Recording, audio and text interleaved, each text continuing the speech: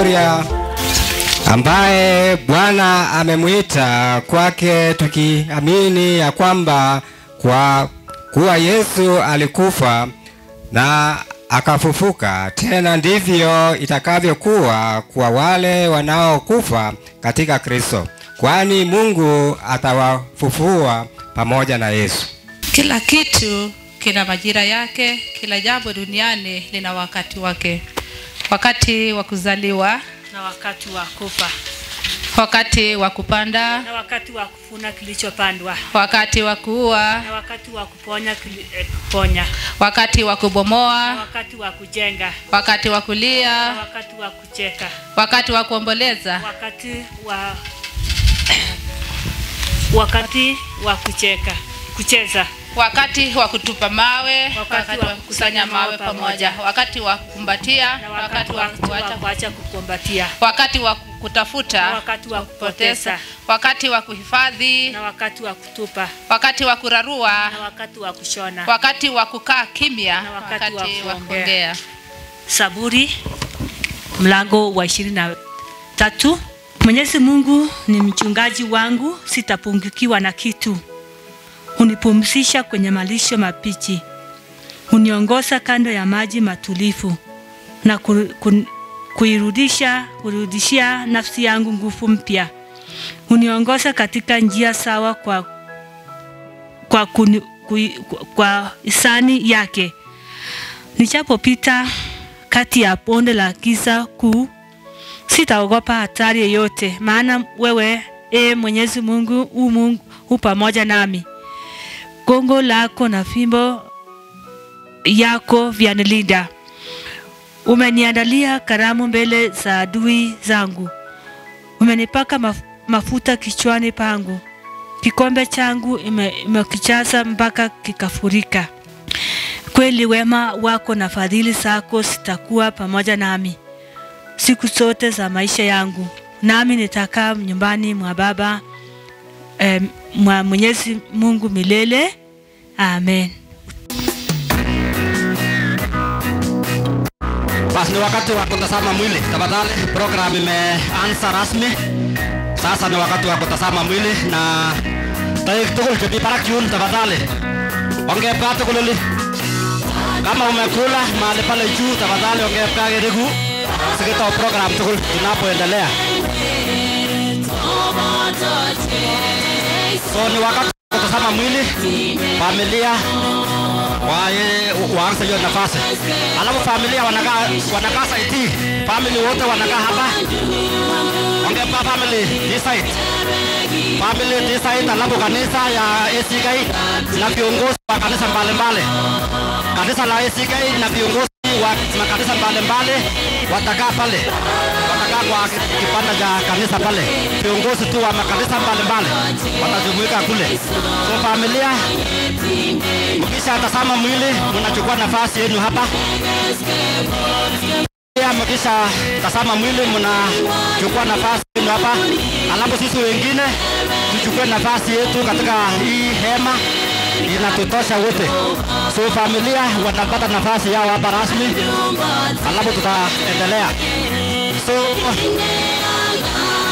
wale wanaendelea kula, tafadhali tufanye haraka. Asia fanya kazi upesi ili watu waweze kufika hapa, tuendelee pamoja. So ni wakati wa kutazama mwili tunapoendelea kusema pole kwa sababu ya nafasi hii ya siku ya leo.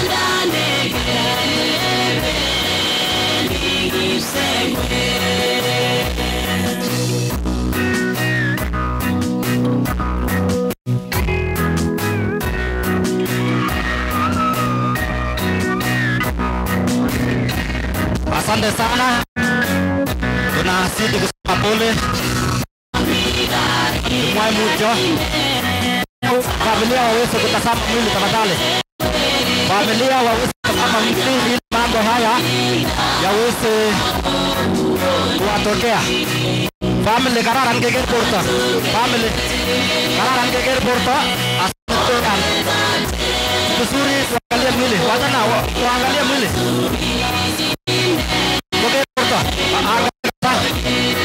Angalia ili aweze kutoka moyo wake. So family ni mzuri kuangalia mwili. Na kama ni kulia pia naitaka kulia kutoke. Basi asante sana, pole. Tunaendelea. Asante sana. Tuangalie mwili awange mwito kara. Kile ngelengan lakini tuvumilie. Ongea mwito akakata. Ongea mwito. Ngelengan lakini tuvumilie.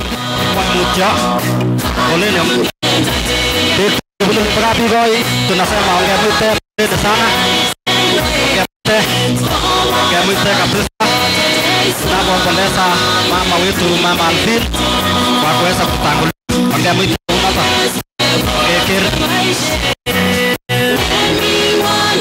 Tunapoendelea namna hiyo, karibuni tukul Katolin watu lango pale juu tafadhali wapate seketa program.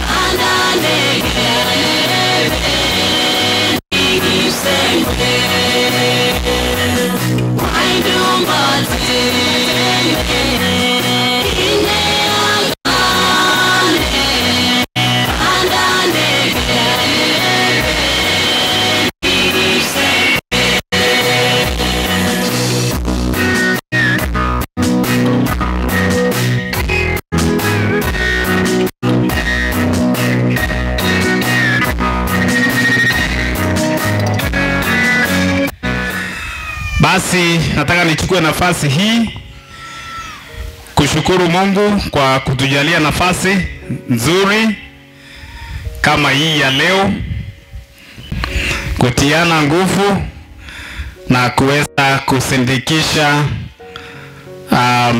mwenda zake kwa njia nzuri na njia ambayo itakuwa ya kufana. Kwa hivyo familia karibuni, majirani karibuni, wageni wetu karibuni, kutoka mbali, kutoka karibu, nasema karibuni sana.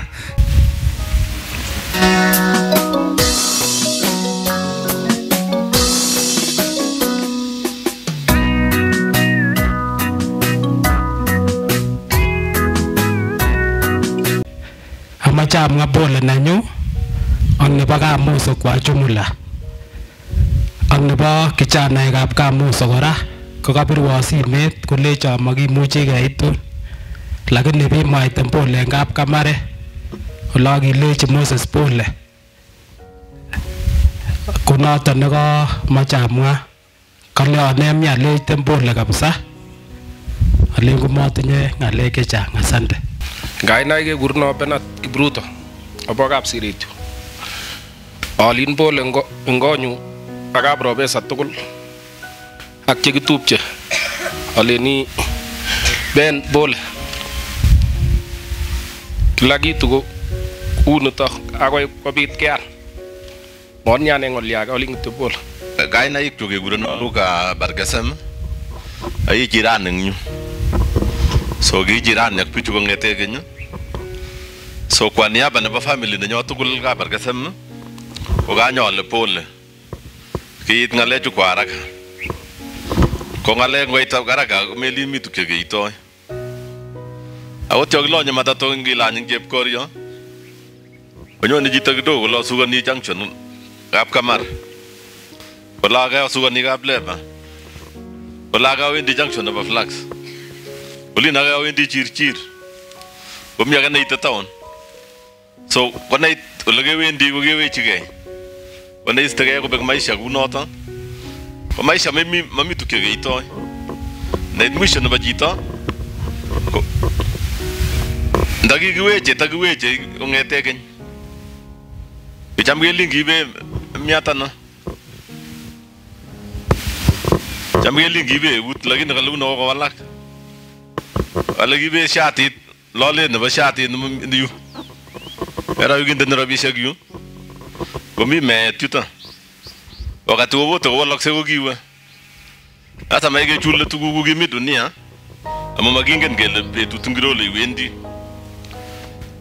Ko maisha yo kitekemite iyotkei chito iyai bidii mela mume sege baile gara mami acha ayotkei yotkei otune panda ngung meloktochi biik tuguk alak mi makoryo vision nekyo otinye wafanyakazi otungait lunch kachit ke kurom akine oche komi wafanyakazi yo kole ang mokoryondoni iwe wala ame kiteri akacheki wala lina bene mes tungait ane rabishek kakakas chit kei konyo kole ako ndame iwe kole melina metawok rabishek chu kole balaok chu kole sasa oyotkei chaulina kama nekiteri kole chaundam kolongen tukcho Wana wakene wanafika, tafadhali karibuni sana, mchukue nafasi hapo muweze kupata fiketi. Nataka niite mzee George, karibu useme pole kwa niaba ya majirani ya hapa.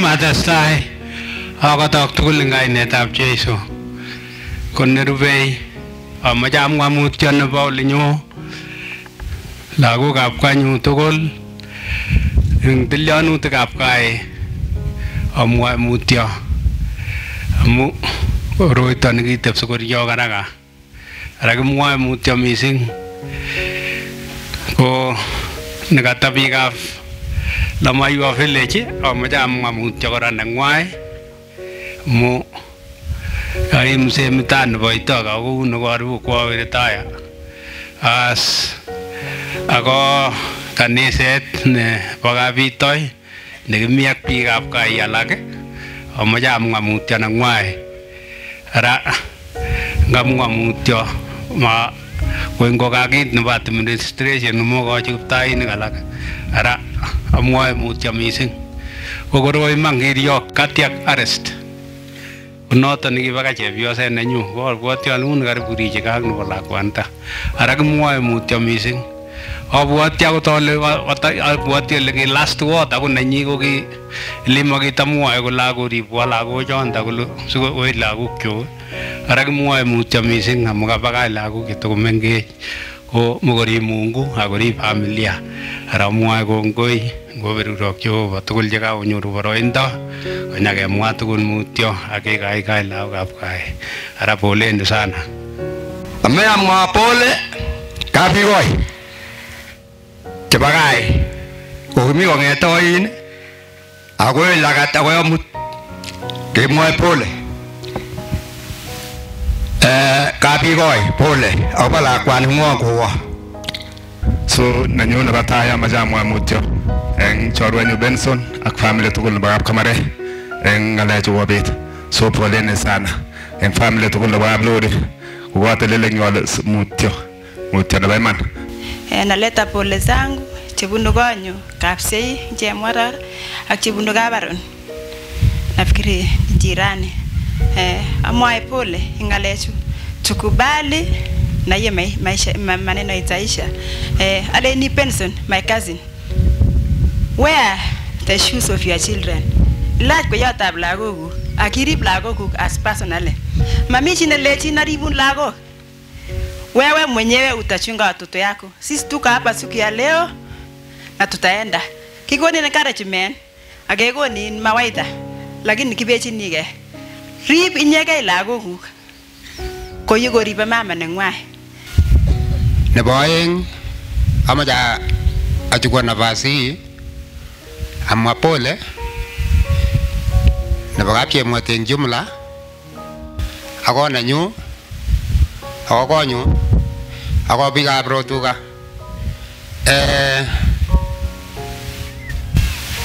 To live is charity, to die is a must,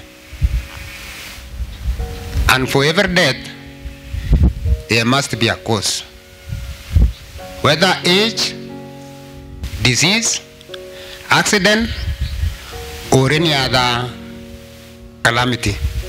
So kama maisha chuchu mutyo Benson wakubet chamanenyi ako this day ko is a U-turn in life. Gebendi keskuteni Gloria ko a U-turn. Ngobir U-turn komi oratinwek oeng. Pire U-turn ko kalaip kono oeng nebo chepyosenyi ak kochechi. Ako pir U-turn nenyoru oret newendi. Ko it is very painful. It is up to him to choose the two ways chebo U-turn. Either kurib lagokyi, of which kakoek biik oeng in one, or ko choose another one, of which he may think alternatively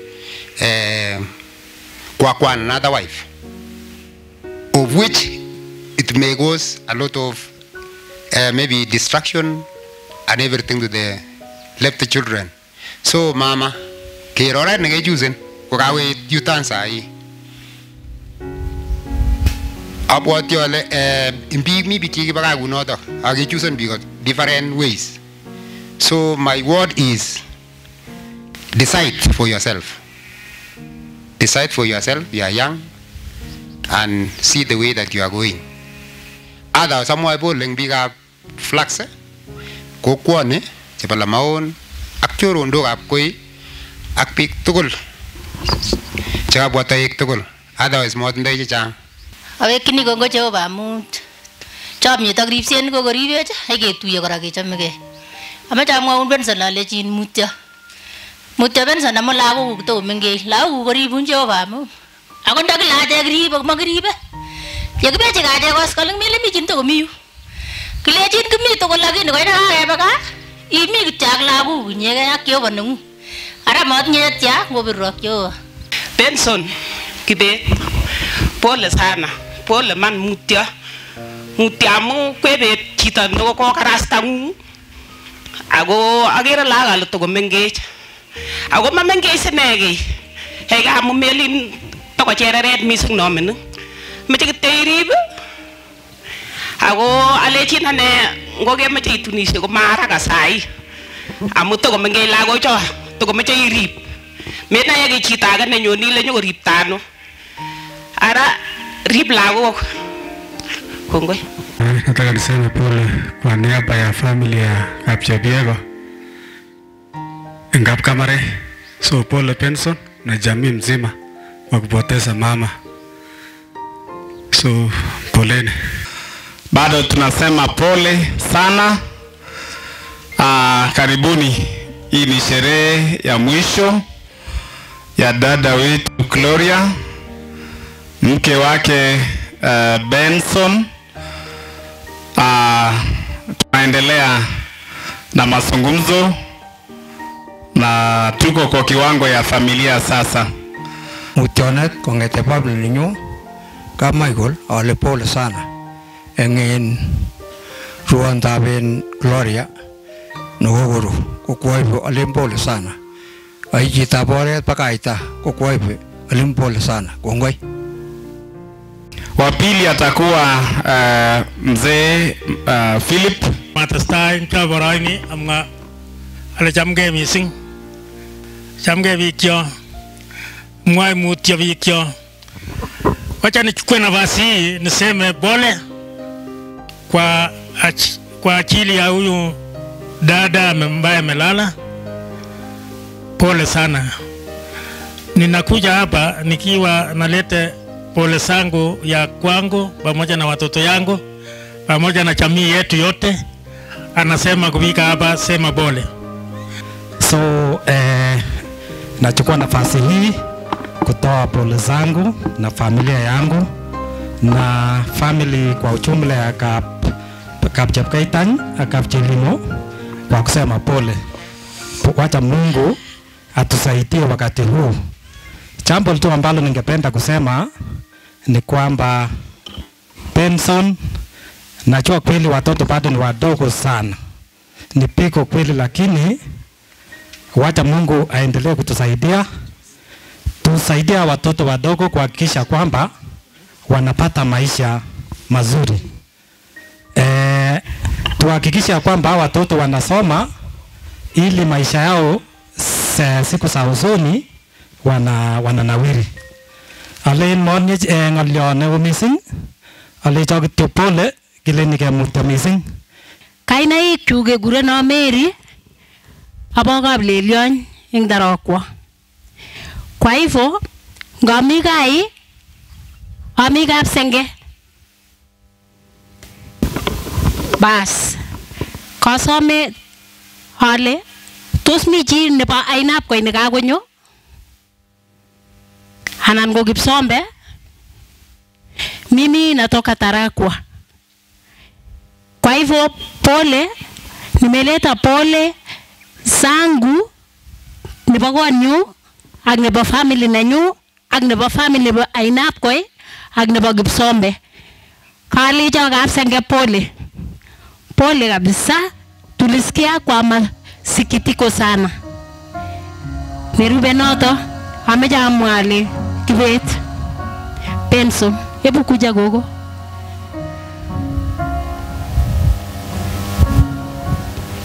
Chamge baba. Pole. Pole muamenge. Suna nichua. Kumie. Aya. Asante kachini. Bwana asifiwe. Kameja amwale lagokab Kibet komengeje. Kibet ni watoto wadogo. Akacham ng'olyo nekamwaji, nilipenda sana.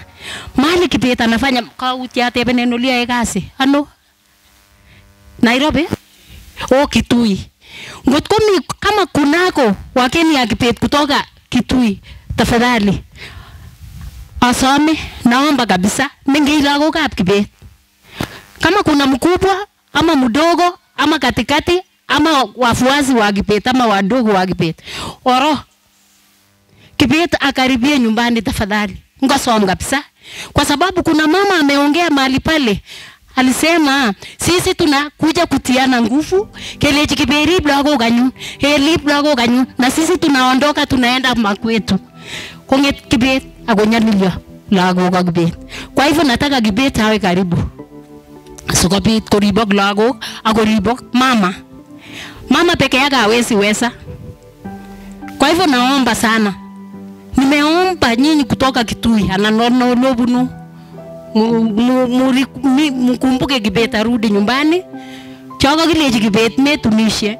Melia kwa Kibet achunge yeye mwenyewe atajipanga. Pole Benson. Watoto kweli ni angali wadogo. Ninaomba yangu ni request tu. Wacha niombe transfer Kibet kutoka Kitui. Kitui mimi nasikia ni transport ya 6,000 ama? Mimi nasikia Kitui ni mbali sana. Naombea Kibet kabisa, niombea Benson ikuje transfer karibu na hao watoto. Tunaona mtoto ambao bado anachungwa na huyo msichana, ni bado angali mtoto. Transport ya 6,000 Kibet ni wonderful. Mimi nafikiri iko mwisho ya Kenya ama? So kama iko ako na mkubwa ya Benson, ile mkubwa mimi najua yeye ni forasa, lakini yeye mkubwa yake siko mkubwa.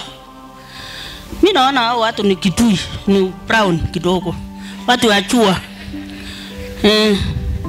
Sasa saidia mimi kabisa, mwambia andia Benson anaomba transfer, apatia Benson akuja alee hao watoto wadogo. Jameni, si nimeomba?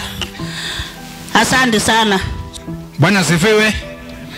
Kwa majina naitwa Mauli Sutino Samba kutoka Kisumu County. Nafanya kazi ya Kenya Railways maji mazuri hapa Baringo County. Na huyu mzee anaitwa Joel, nimejua yeye tangu 98 pamoja na Ben pia kakuja baadaye maji tukajuana hawa. Sasa mimi sio mgeni kwa hii family. Bwana asifiwe tena. Ya pili tena, huyu mama amelala hapo. Nilijua yeye one day maji mazuri kama umekuja na Ben. na siku hiyo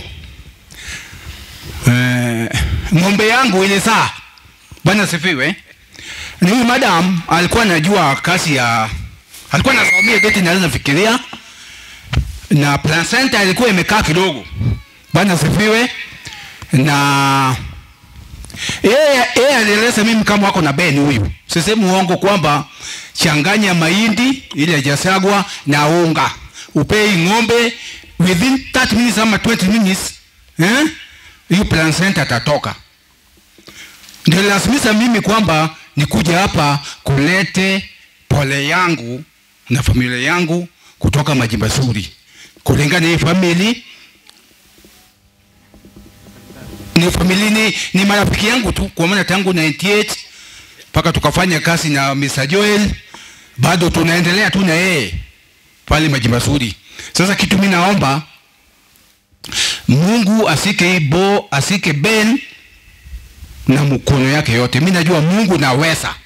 Alina ngatelelingyu amachawe kikamuktaindet kongoi amu ripset inege nakakondoiwech akoi keit yu. Nebo aeng amache amwa mutyo mising. Mutyo. Mongen mising lakini ngen kwanitab Ben. Nasema sana pole, ngoja Mungu aongoze. Ben, ngoja neema ya Mungu kutoshe. Bwana Yesu asifiwe. Kakimwa kele ungean. Lasuna Jesu. Amen. Kikorana John, ai jirani nebo Koko Emily ambaye ni shangazi ya kina Benson pale Crowell Koitebes. Amachama mutyo nebunu konyu ak family nenyo. Kanganyuni subuhi ko kamwa my father in law kami babako my mother in law pia asikii vizuri. Sasa alikuwa ameamka mapema aenda amwone kolejo simwaite pole. Acheke imajirani korang kapso kukure kukanenyo Aaron kamware ing biik che ingen ke imajirani korang golin baka kapso arakilen pole. Amache kityo amwa ale mi matumaini ing lagocho. Kami tendo nakase ina play pole pole. Eri wamtumainiao Bwana. Eri wamtumainiao Bwana watapata baraka. Ayana na example nikikimata kumining mimi mama alioleka kwingine. Babangu my real father akaaka. Wakakuja wanakanipeleka nyumbani kwetu. So my grandparents wakanichunga. Tos maaneni? Tos matelelirane? Ara masabsot lagocho amune. Sabsot eng kainetab Jesu. Magesa Jehova sikokonin kimnatet Benson sirib lagok. Akokonin Jehova kiaga tugul mararun ki, marareng lolet. Ngalen kakile Jehova koba makornatet tugul. Kolyain simaikoch Benson makornatet sikoribe lagokchi eng kainetab Jesu. Huyu mama ambaye amelala ni rafiki yangu sana. She was a hard working woman. Yeye amepata bidii tangu akuje mahali hapa. Kazi ambayo anafanya kama mwanaume. Alikuwa anafanya kazi kama mwanaume huyu mama. So tunaomba Mungu watoto hawa wakaweze kubarikiwa. Temweno utabarikiwa na umebarikiwa.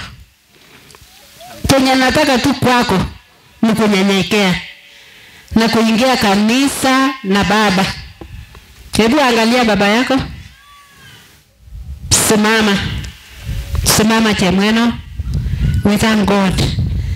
Wewe utafanya exam mwaka huu na Mungu atakuwezesha, utapita Temweno katika jina la Yesu. Kila mmoja aseme amen.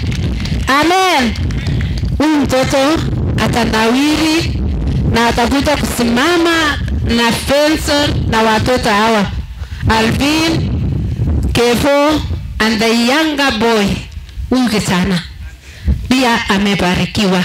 Hakuwa amesimama lakini juzi alisimama. Alisimama wakati mama yake ameenda.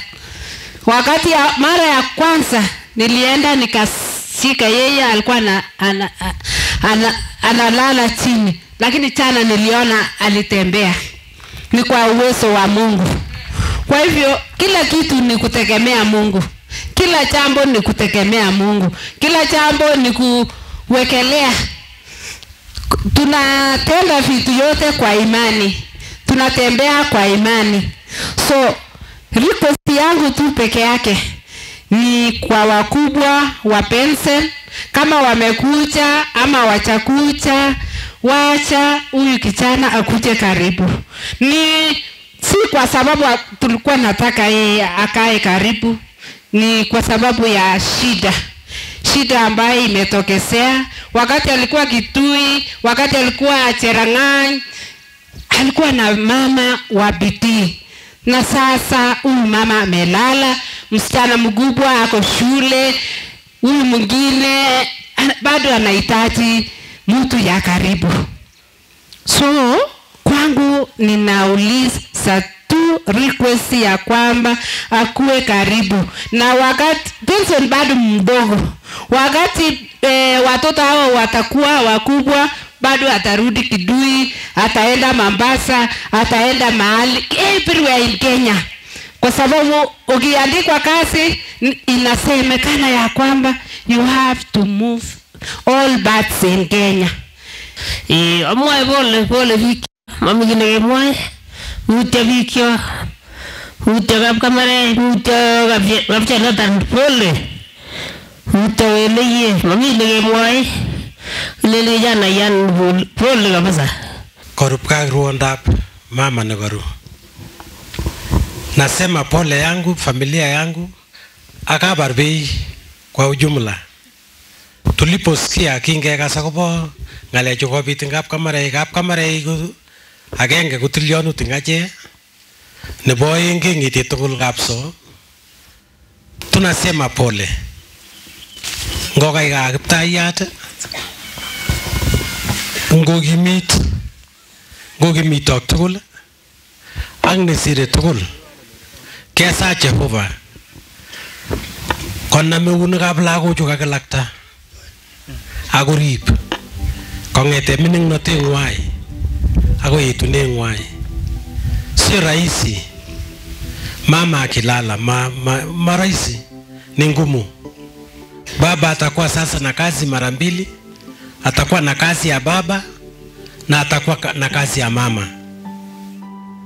Vile mmesikia, nafahamika kama Stanley Koech.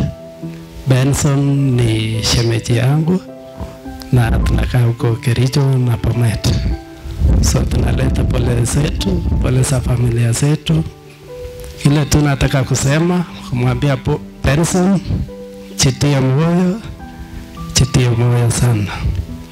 Mungu peke yake anajua kwa nini amechukua Gloria wakati huu, kama watoto wengine bado ni wadogo. Kile tu nataka kusema ni kuhimiza wewe, shikana na familia yako, kanisa, and your colleagues, and all things are possible.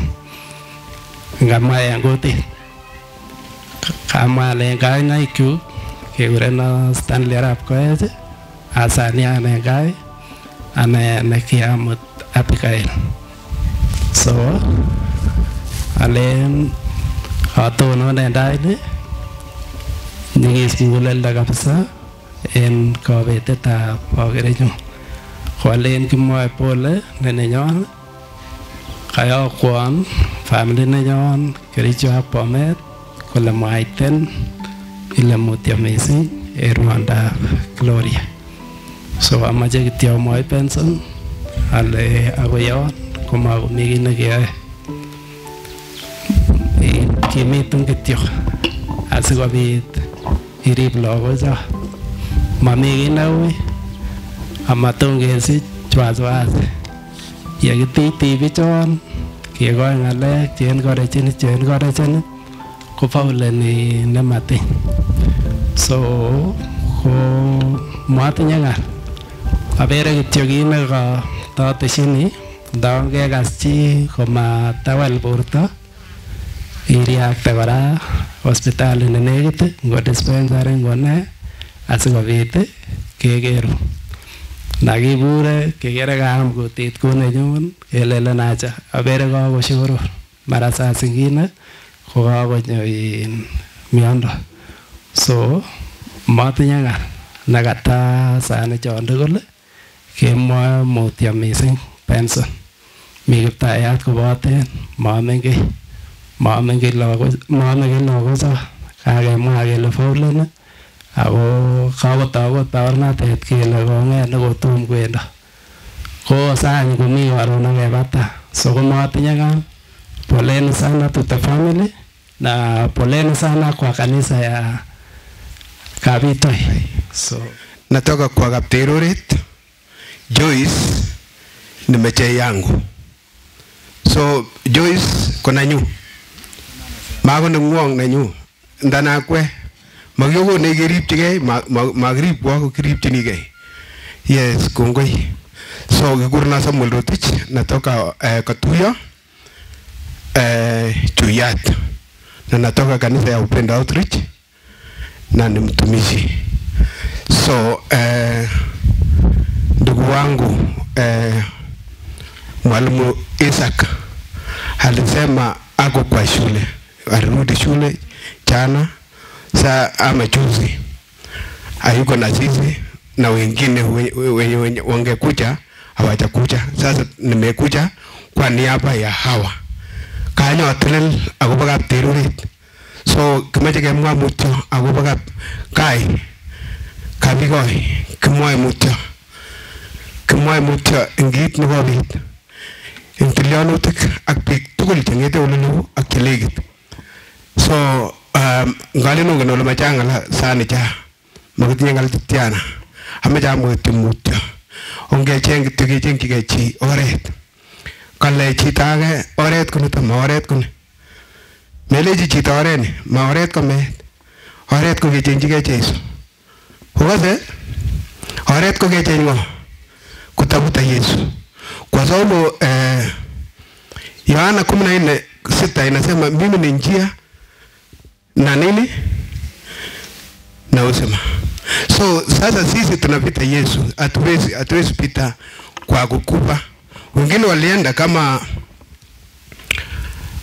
Elijah alienda mbinguni peke yake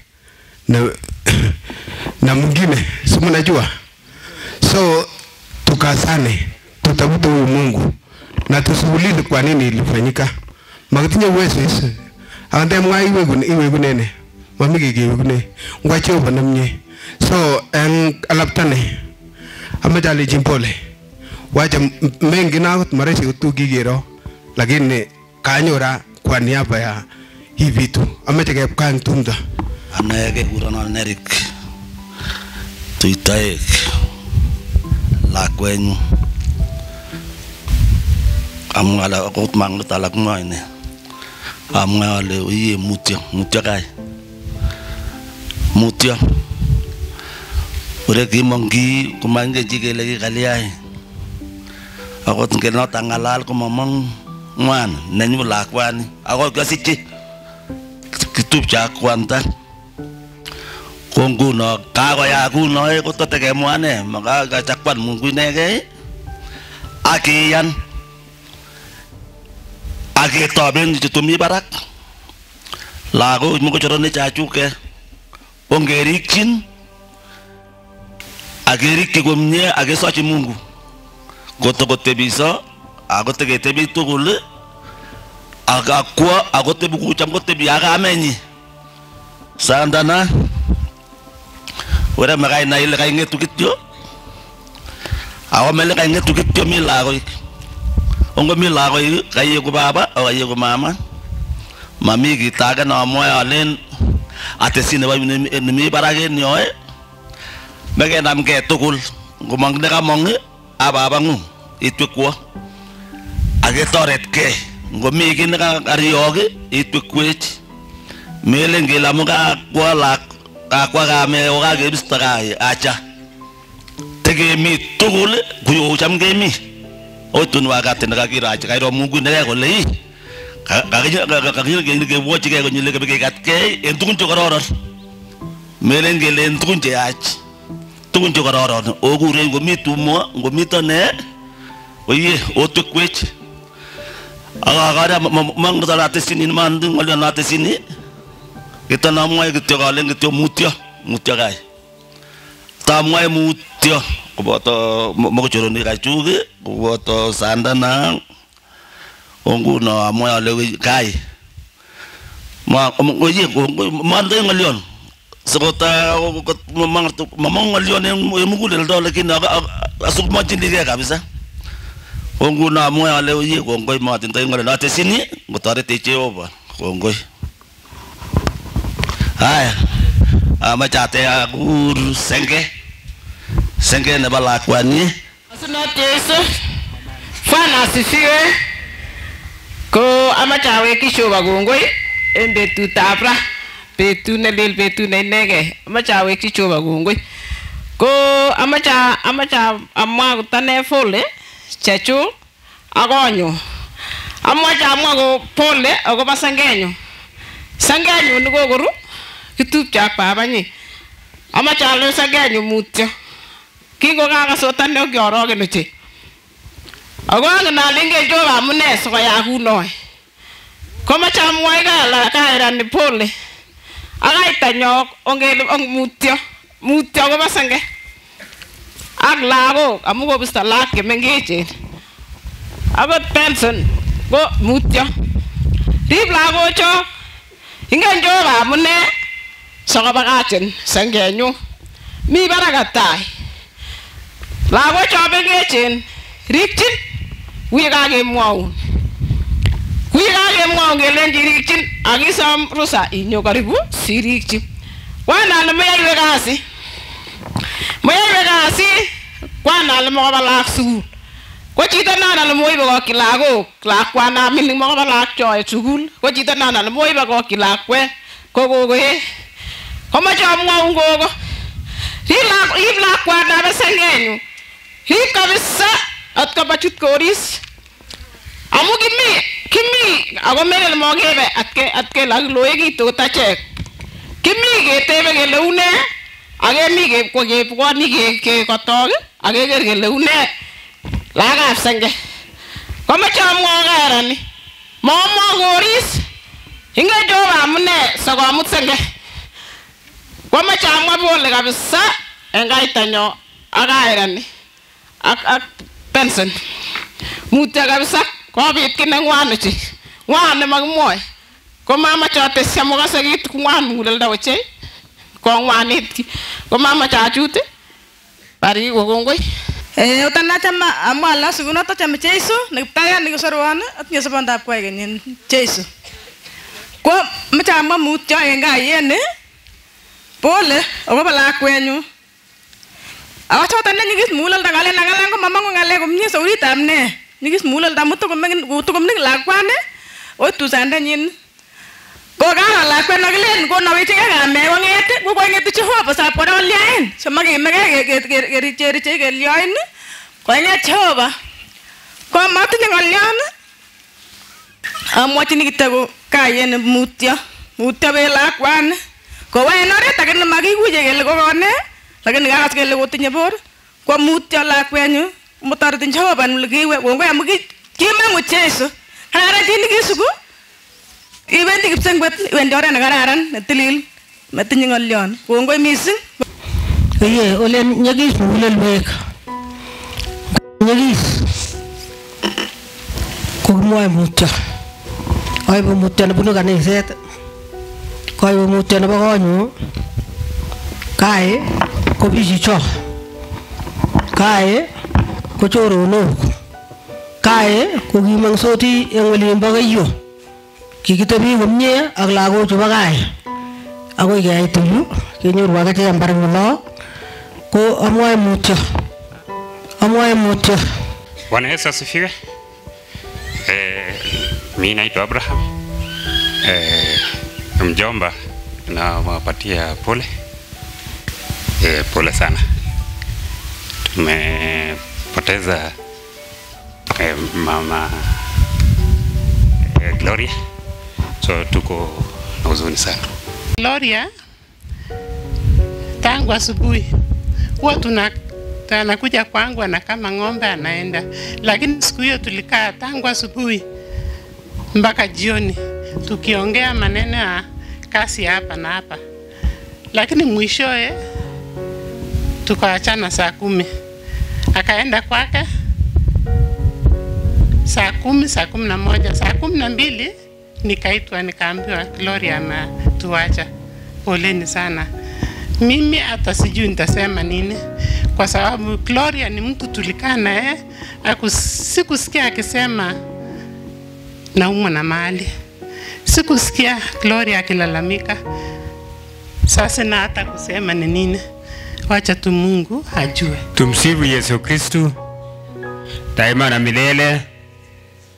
Okay, mama ne pole ngale chukoit kai.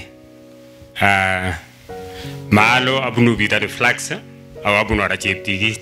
So kijumambile asubuhi saa ya kanisa kemwa kile mi chebio kimana watu alipagaita ile mi chebio sori usirta ngita tukaenda tukasema pole. So amwa pole sana.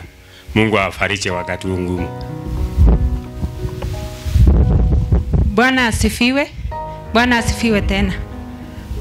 Mimi naitwa Linda Jirono na Gloria alikuja mahali pale na alikuwa immediate neighbor. Wakati huo hata hii maneno ikitokezea sikukuwa, nilikuwa nimeenda safarini. Nilipokea kwa huzuni na nasema pole familia hii.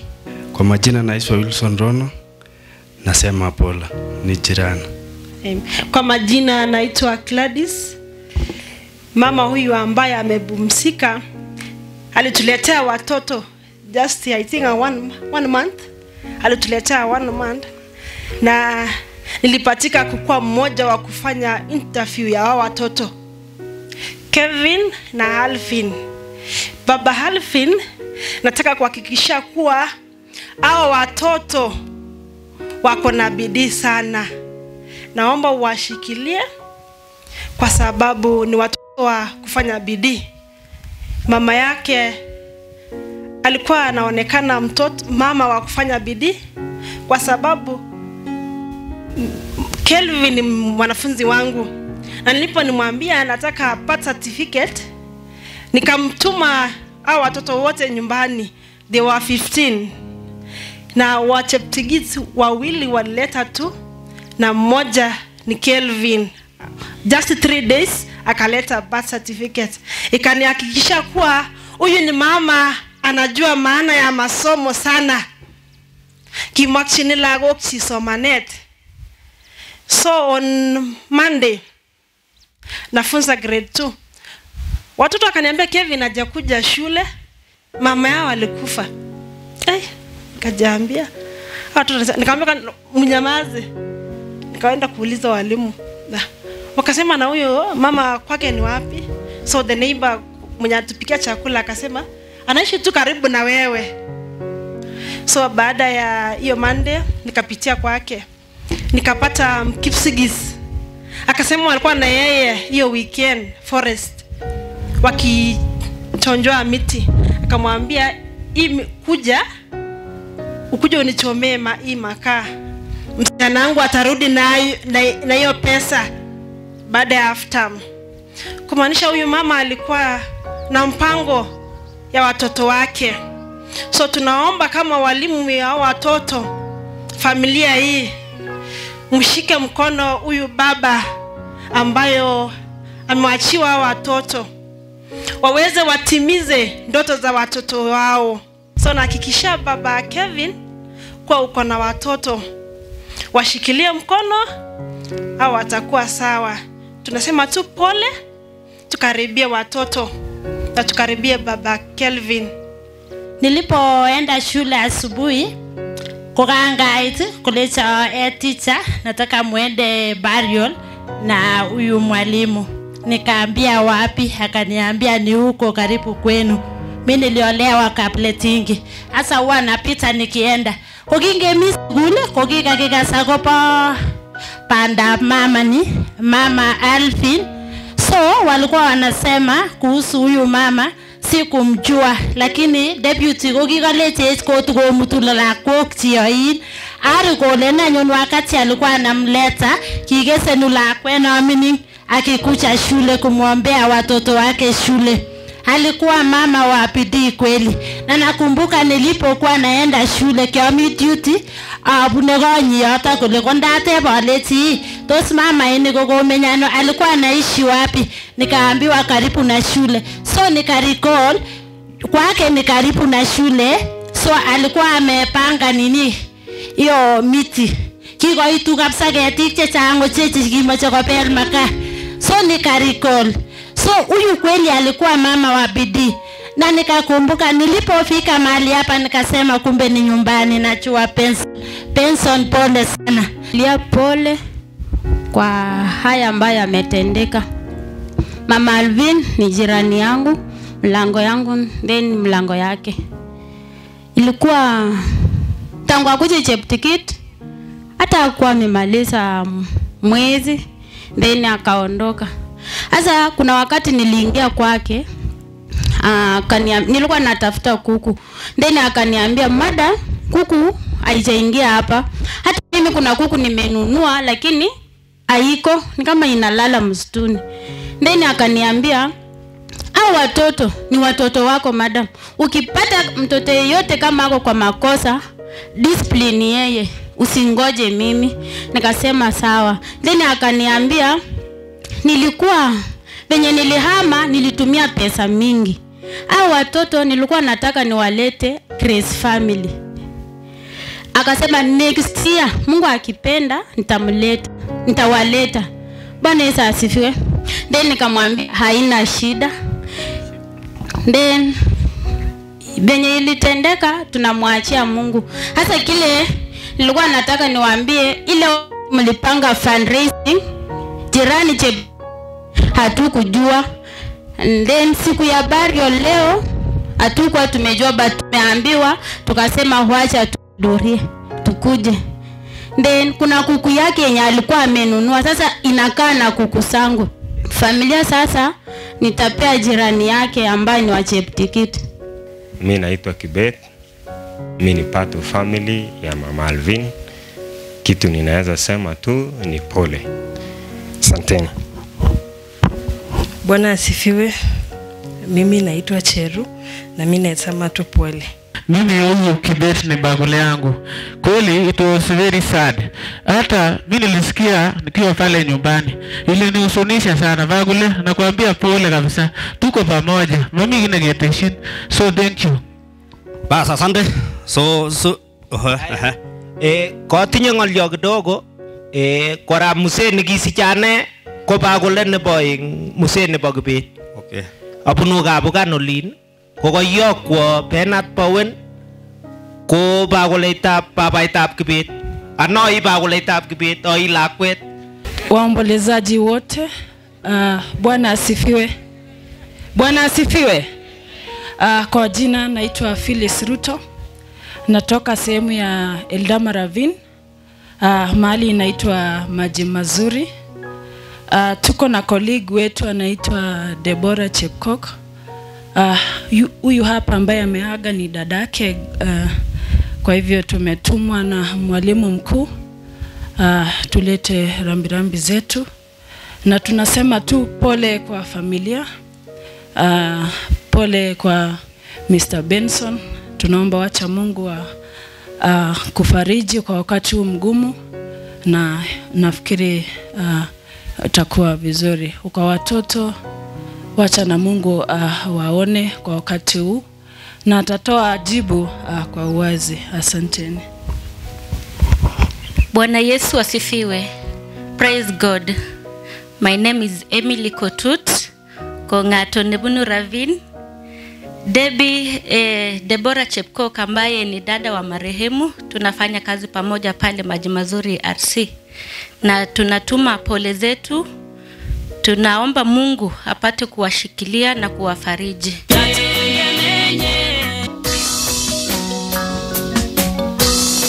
Sisi kama familia ya Kilo Secondary School tumekuja mahali hapa. Bwana Ben, sisi limu wa Chemngina pole. Tumetumwa na halmashauri ya shule, walimu, wanafunzi wafanyikazi wote wameleta pole zao ya kwamba mfarijike. Mimi ni mwalimu wa darasa wa Chemng'eno. Your class is saying pole. Bwana Benson, God has seen you through. Your daughter has been the leading among in the Form 4 class, assured that there is a future for your daughter. Chemng'eno, there is nothing that will deter. Hakuna kitu itakuzuia masomo yako. Mungu mbele na yote itakuwa sawa. Bwana Yesu asifiwe. Sisi kama familia ya Kiptulos tunaleta pole zetu kwa dada yetu. Tunasema pole na Mungu aendelee kukulinda. Ni hayo tu.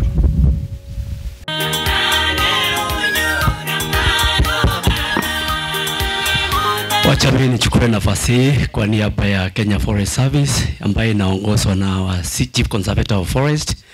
Hii kikundi mnaniona kimesimama hapa ni baadhi ya maofisa wale wamepata nafasi kuja kuomboleza na nyinyi siku ya leo. Nikianza kwanza, mimi naitwa Charles Kavithi. Tunafanya na Benson Chirchir uko Kitui, tumetoka Kitui. Kuna timu nyingine imetujoin kuja kwa hii mazishi ya leo. Na kitu ya kwanza nimeona kutoka Kitui kuja hapa ni mbali. Nimefika nikaangalia nikaona ni mbali. Na kitu ninaweza sema ni kwamba Benson pole Benson. At some point tunaangalia kifo. At some point kuna wakati unaangalia imeingia kwa wakati gani and hence. Na ile ningewaomba ni kwamba tuombee familia ya Benson impe nguvu. Nimeangalia hiyo familia yake ya watoto ni wachanga, wanahitaji Mungu awasaidie, awafungulie njia na awasaidie. Najua kuwa wewe ndiye mama na wewe ndiye baba, sio kitu rahisi.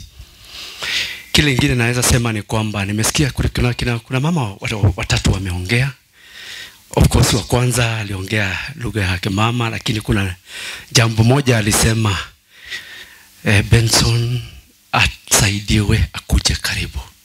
Kuna wengine wawili pia wamesema the same thing, na hiyo ni kumaanisha hata nyuso zetu, roho zetu zinaomba vile Benson anaweza karibia asaidie familia yake. Tukiwa na yeye huko Kitui tutaona vile nitamsaidia, sababu unajua kuna ofisi yetu ya CCF iko Nairobi, lakini ikiwa na yeye tutakaa chini tuone vile tunaweza anza hiyo mipango immediately. Na kama itabidi hata mimi mwenyewe niende Nairobi nikapresent hiyo kesi yake, because sometimes unajua barua unaweza andika, lakini ikifika huko mtu ambaye hakufika hapa leo hawezi akaona hiyo picture. Tutasaidiana na yeye, nimsaidie tuone vile atafika huko. Kitu kingine, wakati nimeshuka kwa gari pale na ukiangalia tulitoka Kitui saa 7:30 tukiamukia leo na tumefika hapa saa 5:30. Hebu angalia hiyo masaa yote tukiwa jiani, na mama amepumzika ambaye angekuwa anaangalia watoto. Kwa sisi wafanyikazi wa serikali huwa inasemekana unaweza fanya kazi pahali popote kwa hii Kenya, lakini kuna wakati inafika inahitaji ukaribie nyumbani. So we will try to do our level best tusaidie Benson akuje asaidie familia akiwa karibu, na Mungu atamfungulia njia. Because na unajua tuko na maswali mengi tunajiuliza, kwa nini familia imeachwa ikiwa changa namna hii? Lakini Mungu akaona hiyo majibu yote na atafungulia njia hii familia, na watasoma na watakuwa watu wazima. Sababu sisi kama binadamu pahali tunaona imefika mwisho, Mungu ndio anaanzisha. Sawa, thank you so much. Mbele hapa nikisimama tumekuwa na chama na Mama Alvin na Papa Alvin. Na hapa tuko members wachache, ingawache wengine hawako. Ningependa wajitambue kwanza. Kwa majina ni Jennifer Kigen. Mama Gloria alikuwa treasurer wetu na mimi ni secretary wake. Yesu asifiwe. Kwa majina ni Elizabeth Kirwa. Gloria tulikuwa naye kwa group. Nasema pole sana. Bwana asifiwe. Kwa majina naitwa Fila. Gloria tulikuwa members wote. Nasema pole. Bwana asifiwe. Kwa majina ni Moses. Kwa niaba ya chama, mimi ni chairlady ya chama. Tungependa kusema pole kwa mwenda zake, alikuwa member wetu. She was our treasurer. So ninasema pole Baba Alvin, pole familia yako, pole kwa Kapkamere wote, Pamwai, nasema pole. Ninaitwa Viola Korir. Nilimjua huyu, ni rafiki wa muda mfupi sana. Alikuja mimi napima nyama pale Flax. Alikuja tuseme 2 weeks ago. Kumbe alichukua course yenye nilikuwa nimechukua na hakumaliza. Sasa alikuwa ananipea vile anaweza endelea. Na mimi nikampea, nikamwambia enyewe utaendelea na masomo hata kama kuna watoto utaendelea. Sasa akaniambia tu nipe namba yako alafu tutaongea. Hivyo ndiye alienda kwa niaba yangu, kwa niaba ya Wizara ya Afya ya Mifugo tunasema pole. Kwa niaba ya rafiki yake mmoja anaitwa Penina, walikuwa na yeye Nyahururu, nilimwambia juzi, nilimweleza kwa Gloria hayuko nasi na she was very bright. Hata aliniambia alikuwa anapata distinction akiwa first year, second year angemaliza akapata baraka ya watoto, lakini nilikuwa nampea motisha, nikamwambia utarudi shule hata kama uko na watoto. Iko yetu sio lazima uajiriwe, unaweza enda hata ukishamaliza ukipata certificate unafungua Gagrovet unachapa kazi hapa mtaa. Na alikuwa ananiambia kweli nitarudi shule, lakini ya Mungu hatujui. Lakini wacha watoto, msichana mkubwa na wengine wajikaze, najua wataweza na Mungu atawezesha. Kwa majina naitwa Joyce, mimi ni jirani hapa. Mimi napenda kusema pole kwa kulala kwa Mama Alvin. Mama Alvin alikuwa mama mwenye bidii. Mimi sikuwahi muona wakati hata yoyote aki waste time. Alikuwa busy. Angepoteza wakati. Napenda kuambia Baba Alvin, Mungu wako na wewe. Mtumikie Mungu na atakupea nguvu ya kulea watoto. Mimi niliwahi jipata kwa situation kama hii. Mama yangu alipass, mimi nikiwa first born, tulikuwa 5. Akawacha mtoto wa 5 months. Na imekuwa coincident, penye mama yangu alipass ni penye Mama Alvin alipass. Cheptegit, mama yangu alipatikana amekufa kwa nyumba. By then I was form 1. Nikiona Ngeno, mimi napenda kumpa nguvu, kumpea moyo akuwe na nguvu. Ajitie moyo ili aweze kuangalia mandugu zake wadogo. Mimi nilisimama wakati nilikuwa shule, nilikuwa nasoma, yani nilikuwa natamani ya dunia inimeze. Juu nilikuwa nikiangalia watoto hivi, naona ni kama nimefika mwisho wa dunia, lakini si mwisho, hapo ni mwanzo. Vile nasimama hivi, Mungu amenipea nguvu, I can stand. Mimi nililea watoto, nilisoma na nikilea watoto. Na vile niko hivi, napenda kumshukuru Mungu juu ule mtoto aliwacha akiwa 5 months, akaona Sense Boys form 2. Na ni neema ya Mungu. So Baba Alvin, stay strong, stand strong. Mtegemee Mungu. Mungu ndio kila kitu. Hii maneno inasemwa hapa. Kesho utakuwa peke yako, lakini ukimwangalia Mungu atakupa nguvu na utalea watoto vizuri. So kwa niaba ya management ya hospitali tungependa kusema poleni sana familia ya Kapkamare. Mungu peke yake ni mfariji mwema katika maisha yako. Umkaribie kwa sababu yeye ndiye atakuongoza uweze kuwalea watu hawa ambao umewachiwa kama baraka. So wakati mwingine maneno kama haya ikitokea, watu wengi wamesema ya kwamba tunajiuliza maswali. Nataka nikuambie Benson, tazama hawa watoto ambao umewachiwa na uone ya kwamba ni baraka katika maisha yako. utaona nguvu za Mungu ikikutia moyo ili uwalee kama vile mama yao alikuwa. Uwapende watoto wako ili waweze kufurahi, wajue ya kwamba tuko na baba ambaye anatupenda ingawa mama yuko pamoja na sisi. So tunasema kama jamii na management ya hospitali, poleni sana. Kwa majina naitwa Charles Maina, Chigeren Village Shelter. Poleni sana. Bwana asifiwe. Kwa majina ni Kipsang Samson, mimi ni secretary ya wazee hawa. Poleni sana. Amjambo wote. Kwa majina mimi naitwa George Arap Rotich. Kijiji ni kijiji hili. Nilikuwa nimepata nafasi ya majirani, nimeongea. Kwa hivi hata wale walipika nyuma na pato ninawaambia pole. Bas ada makata tul ngainet ab talo chomege ngainet ko Joseph Chemungor chama village elder Glitani Simatwet village. Pole kai, poleni sana. Niseme pole kwa familia ya Benson na familia ya Kamrei kwa ujumla, majirani, marafiki na kanisa na colleagues ya Benson. Poleni sana. Mimi ni jirani na tunaendelea kusema pole pia. Pia mjumbe wa Keyo South Dr. Gideon Kimayo na wafanyikazi wa ofisi wa Keyo South Constituency Office na CDF wanatuma pole zao, so pokea kwa sababu ni hizo wametuma. Pili, nimemjua mama Alvin kwa muda, ni mama mwenye ako na bidii sana. Watu tunakutana asubuhi akitafutia ng'ombe yake nyasi kila wakati, na pia ako na watoto wazuri sana, wako na heshima sana, especially Alvin. Sijaipata mtoto kwa maisha yangu kiasi hicho.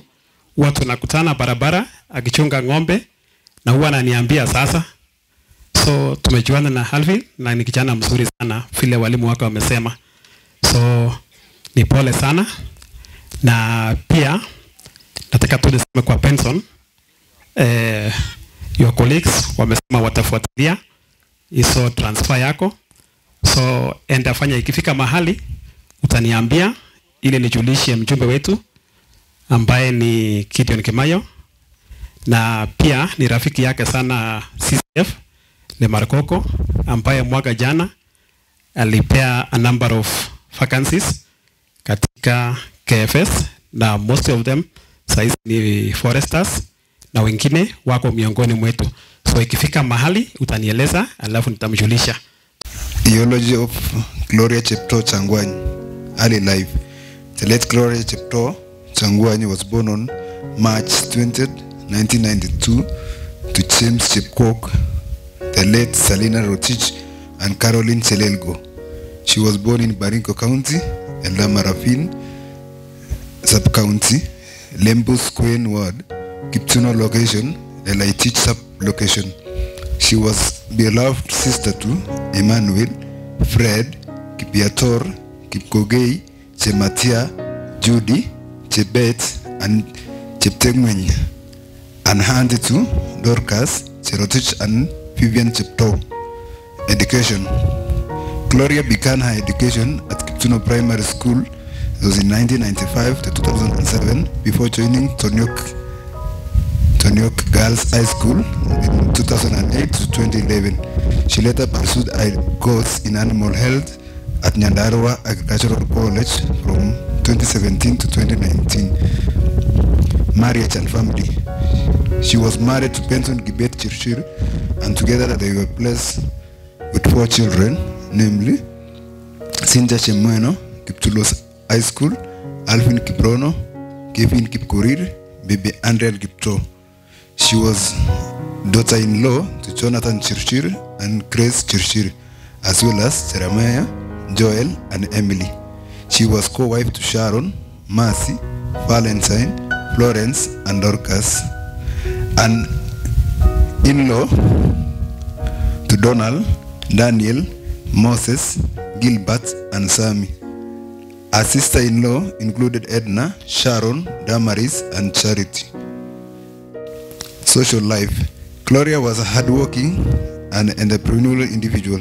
She actively participated in microfinance institutions such as Sochem and engaged in various business ventures, always striving for financial stability and supporting her family. Christian life. She was a devoted member of ACK St. Luke Kapitoi. Health and demise. Gloria engaged good health until the evening of Saturday, February 22nd, 2025, when she collapsed at her new home in Jeptikit. She was rushed to Mary Immaculate Health Center, Kapsistad, where she was pronounced dead on arrival. May her soul rest in eternal peace. Bwana asifiwe. Kwa majina naitwa Abigail. So with history vile tumesikia mama Alvin alianguka kwa nyumba na aka collapse. Watu wengi walikuwa na maswali mengi. So we went ahead and did a postmortem. So I'm going to reveal what pathologists reported. So this is autopsy report of Glory Chepto Changwany, age 32 years. So this was done in Moi Teaching and Referral Hospital by Dr. Nal Yanya and Dorothy Mbaiza. So Glory allegedly collapsed while at home and certified dead on arrival at hospital. So when postmortem was done, on external examination, she had cyanotic nails.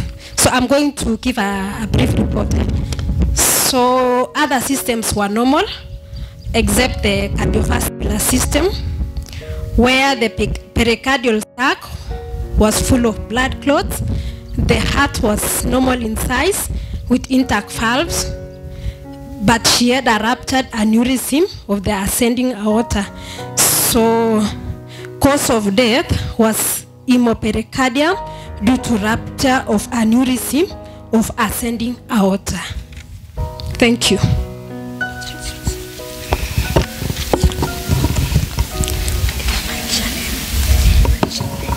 Tributes. Wacha niweke kwa Kiswahili. So mama Alvin alipatikana kama amecollapse kwa nyumba, tukafanya postmortem. Kufanya postmortem tukapata shida ilikuwa kwa moyo na the big artery, that is the aorta, ilikuwa imeburst. So ikamwaka damu kwa the sac of the heart, that is the pericardium, na hakakosa oxygen due to lack of blood supply, na hapo ndio alituacha. Tributes from the husband. My dear wife, Gloria, words cannot express the pain of losing you so suddenly. You were my partner, my friend, and the mother of our beloved children.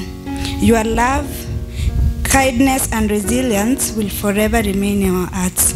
I will cherish the memories we created, and though you are gone, your spirit will always live within us. Rest well, my love.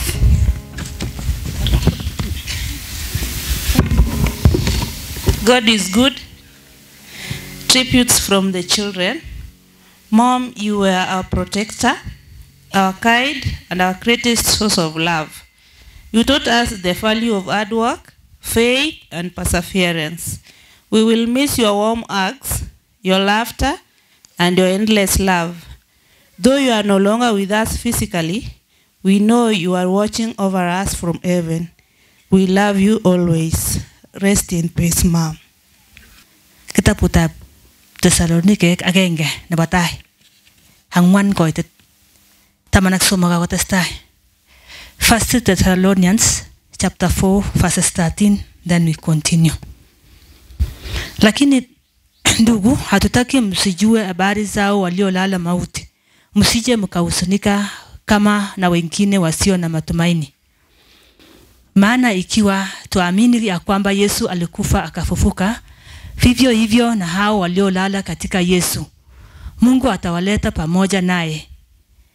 Kwa kuwa tuambieni haya kwa neno la Bwana, kwamba sisi tulio hai tutakaosalia hata wakati wa kuja kwake Bwana, hakika hatutawatangulia wao waliokwisha kulala mauti. Kwa sababu Bwana mwenyewe atashuka toka mbinguni pamoja na mwaliko na sauti ya malaika mkuu na parabanda ya Mungu, nao waliokufa katika Kristo watafufuliwa kwanza. Na kisha sisi tulio hai tuliosalia tutanyakuliwa pamoja nao katika mawingu, ili tumlaki Bwana hewani, na vivyo tutakuwa pamoja na Bwana milele.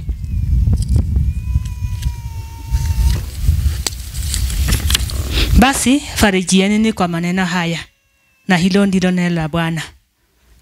Nasimama kwa niaba ya Vice Chair ambaye yuko pamoja nasi kusema pole kwa niaba ya kanisa, ambapo Gloria na family ya Benson wanashiriki huko. So tumekuja ili tuweze kusema pole kwa niaba ya kanisa letu na parokia letu la Chepkero. So nataka nisimamishe Waanglikana wote ambao wako hapa. Kanisa letu la SK Capital tusimame, wenye tuko, wenye wako hapo pia. So tuseme pole.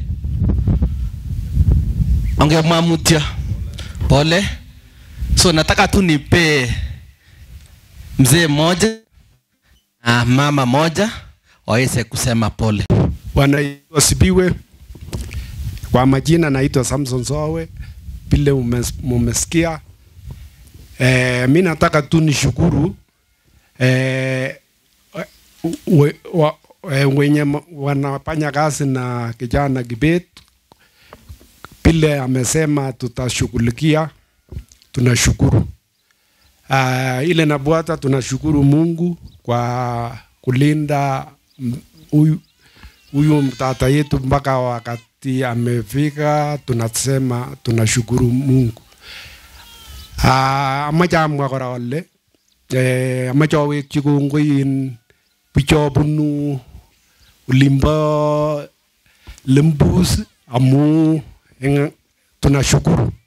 Pile tulisikia ya kwamba huyu mama amelala, tukakuja mpaka hapa. Tunashukuru nyinyi. Kongoi. Kuye kiongalala kamare kimwoe kongoi. Tunashukuru kama kanisa, tunasema asante. Kungoliot kityaga nekimache kemwa kele mutyo mising ngap kamare ak lagok ak tilionutik ak kaniset.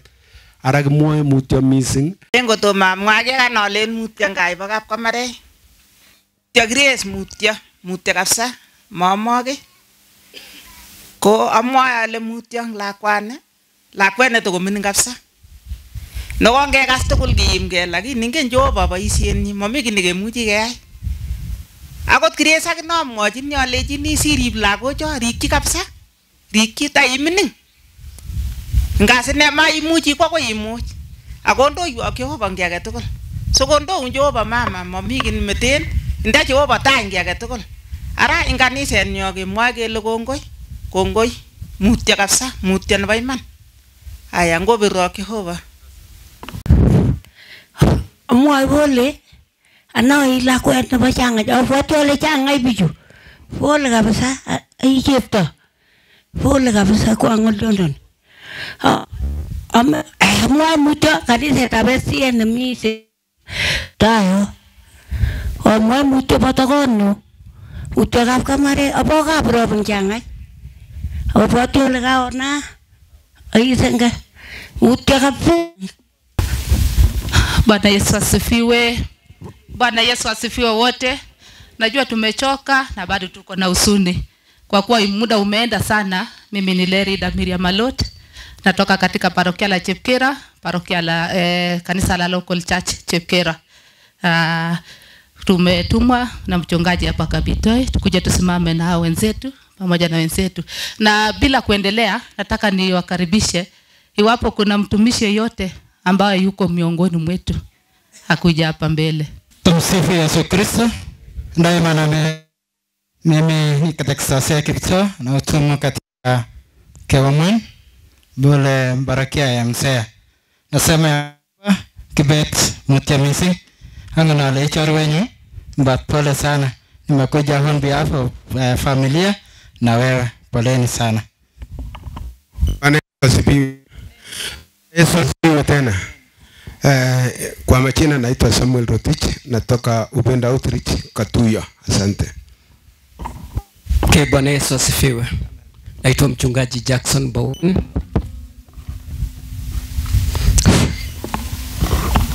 Nimesema naitwa mchungaji Bowen Jackson na hudumu na kanisa la Full Gospel Churches of Kenya pale Mumberes, mahali ambapo ndugu yake marehemu tunaishi pamoja naye pale. Tumekuja kusema poleni. Bwana Yesu asifiwe. Mimi naitwa Reverend Richard Sitienei, mchungaji wa Africa Inland Church AIC Kabawa Chepkwilil Ngrowel, ambapo Emily tunashiriki pamoja naye. So kwa niaba ya kanisa ya Kabawa, niaba ya Growel, nataka niseme ya kwamba wacha Mungu apate kuwafariji.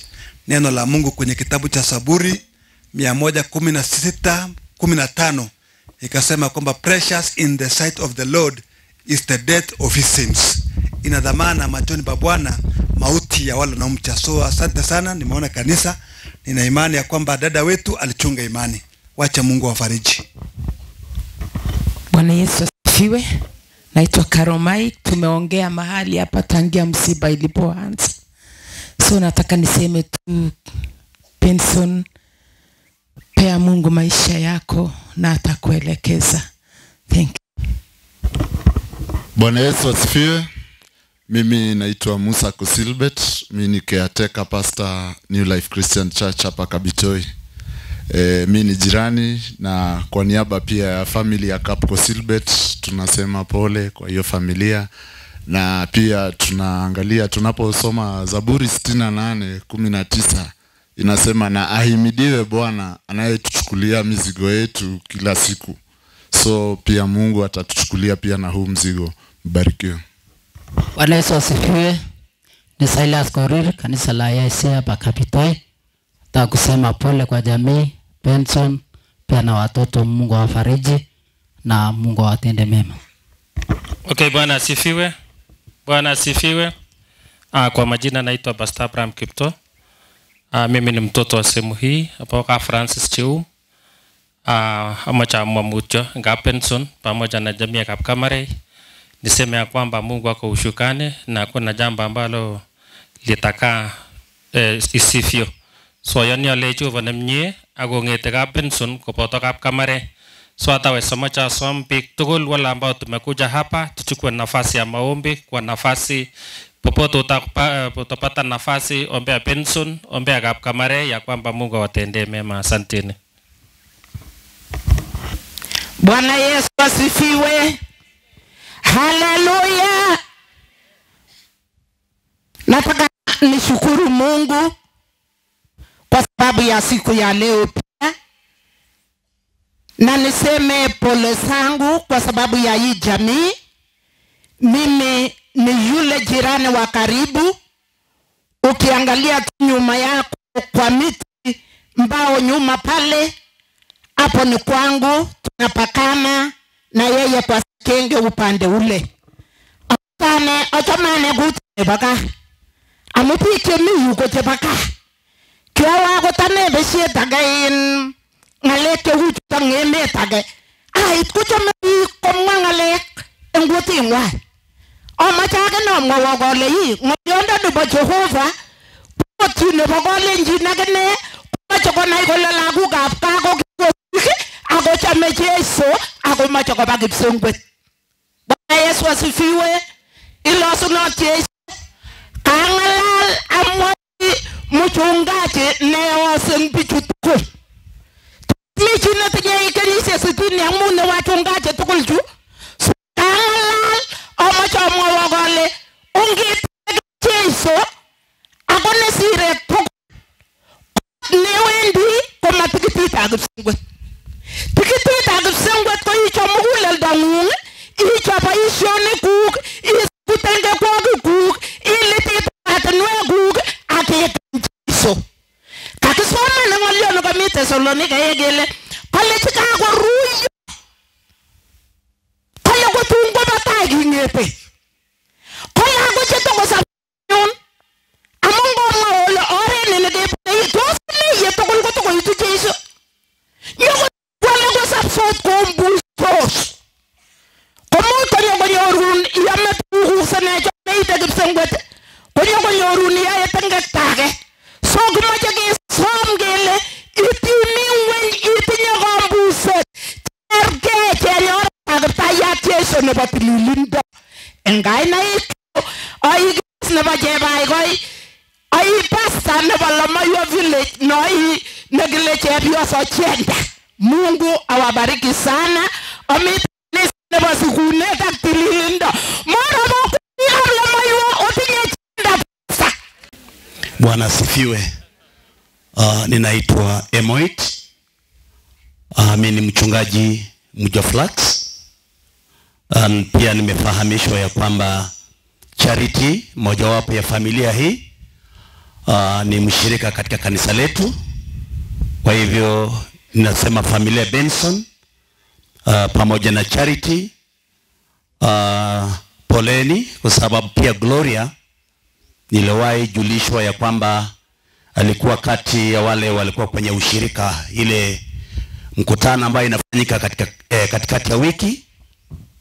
Gloria pia amekuwa akihudhuria.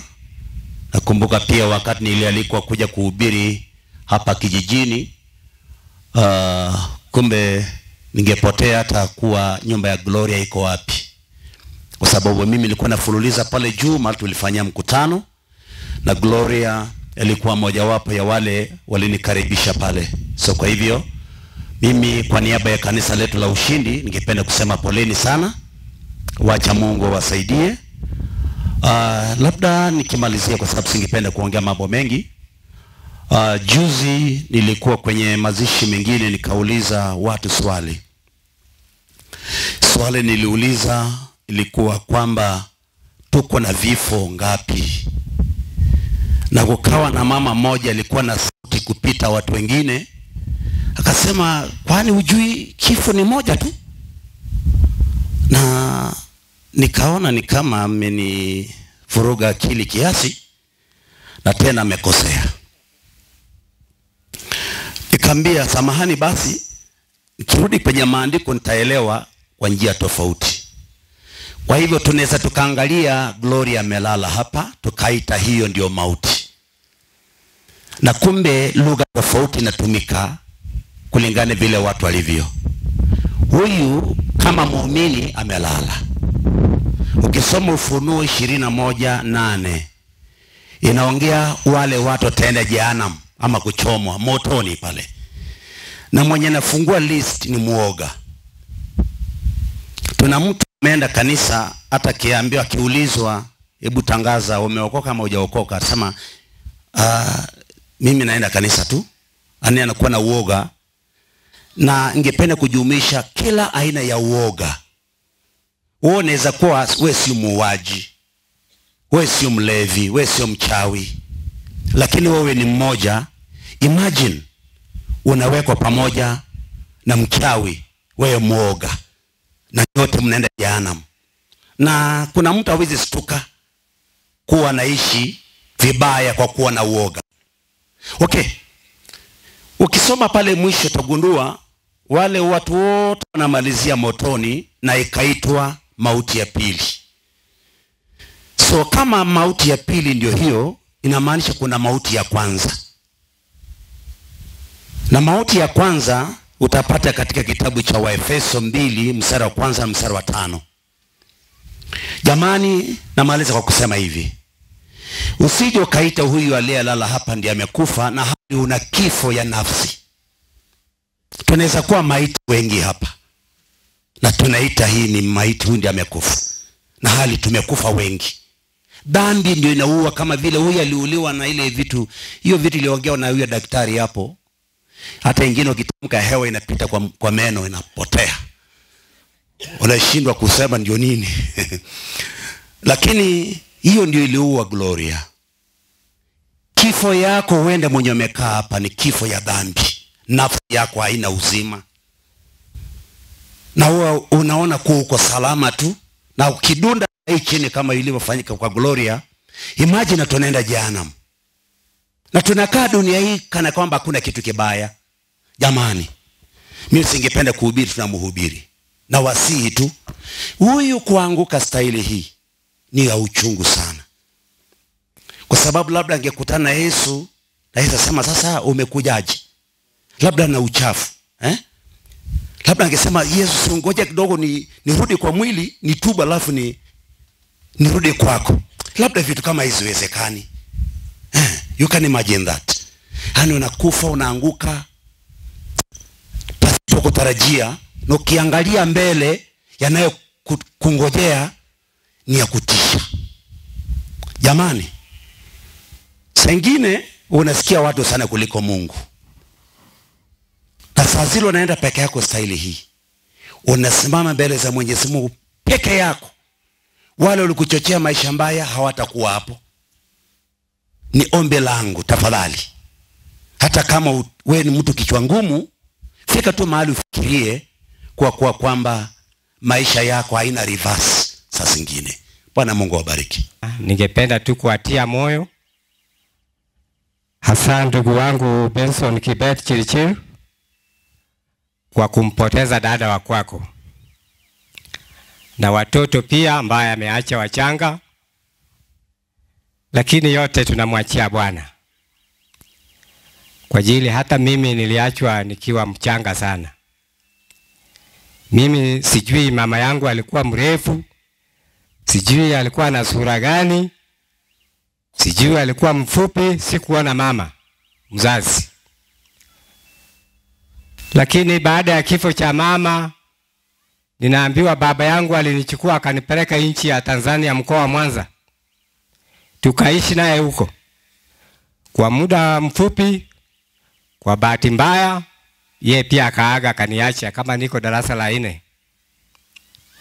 Shangazi yangu, baba yangu alizaliwa wawili na dada yake mmoja ambaye ni shangazi yangu. Ndiye alirudi akanitoa kule Tanzania akanirudisha hapa Kenya. Wakati nilirudi hapa Kenya, kwa hiyo muda wote nimeishi katika njia panda. Hata kuna wakati watu walifikiria kwamba mimi nitakuwa chokora. Kwa ajili sina wazazi na hangaika pande hii na pande ile, nikisubiri maisha yangu ipate kuendelea. Lakini nikufupisha ni kwamba nilijaliwa kumjua Mungu mapema kabla sijaoa. Hiyo ndio njia ambayo alikuwa nataka kumtia moyo ndugu yangu. Baada ya kupata uokovu, kama mimi niko na miaka 18, na nikaomba Mungu. Kaambia Mungu unijalie nipate mke. Na baada ya kunipatia mke, heri unipatie watoto wawili, ambaye ni kijana na msichana. Kijana atakuwa kama ndugu yangu, msichana atakuwa kama dada yangu. Na Mungu pia akafanya hivyo. Nilipooa haikuchukua muda mrefu nikazaa kijana. Mwishowe baadaye nikapata msichana. Na katika harakati ya kupeana watoto akanizidishia zaidi. Mpaka sasa niko na watoto 10. Na wajukuu 10. Wewe uko hapa na ujui yako ni siku gani. Pengine utatoka hapa na hutakuwa na sisi tena. Saa ingine gari ile umepanda ndio itakuangusha njiani na utaenda hivyo. Na ulikuwa hujajitayarisha ndugu yangu. So tutafute mapema. Tutafute mapema uokovu wa Bwana. Tuwe katika uokovu na tupate kuwa na imani. Ili tukijitayarisha, hiyo ndio mshale yetu. Vita ikitaka kutokea lazima utayarishe mshale yako na unoe kikamilifu. Kama una bunduki ujue kwamba una risasi ngapi.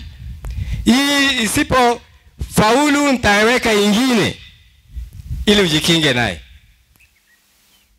So hatuna mengi ambayo tunaweza kusema ndugu zangu. Nitachukua nafasi fupi ya kusema shukrani. Ya kwanza nataka nishukuru Mwenyezi Mungu kwa sababu ya kwa pamoja nasi tangu haya mambo yalipotokezea mpaka wakati huu. Na yeye ndiye ametupa nguvu na uwezo wa kusimama mpaka wakati huu ambao unatuona vile tulivyo. Ya pili nataka nishukuru kanisa kwanza ya ACK Kabitoi na makanisa zote ambao wamesimama nasi wakati huu wa majonzi hii.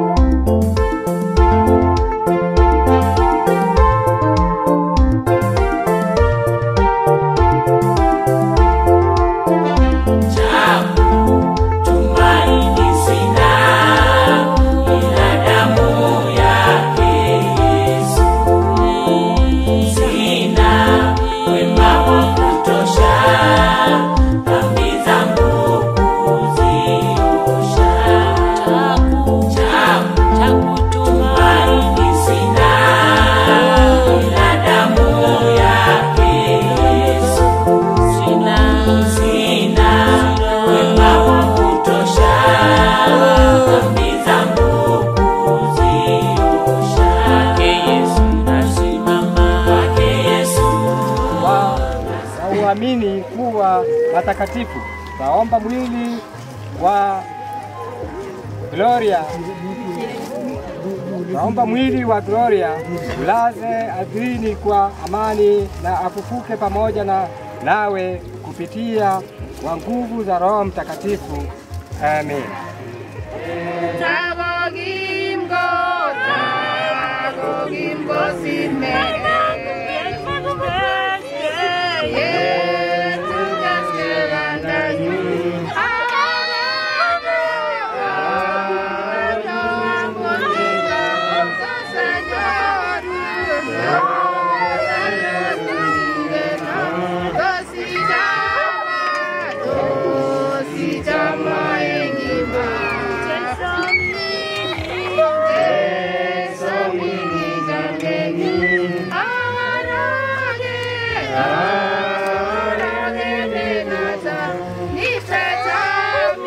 Watu ambao tangu sasa watakufa wakiwa wameangama na Bwana.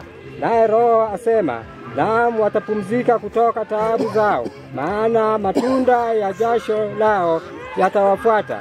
Hivyo basi tukimwamini Mungu atupae neema bila kiasi na thawabu ya utakatifu kupitia kwake yeye Yesu Kristo, twakabidhi roho ya huyu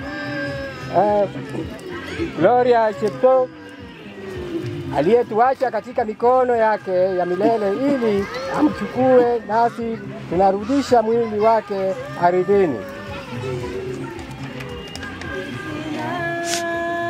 Ila damu yake Bwana, sina wema kutosha, dhambi zangu zitosha.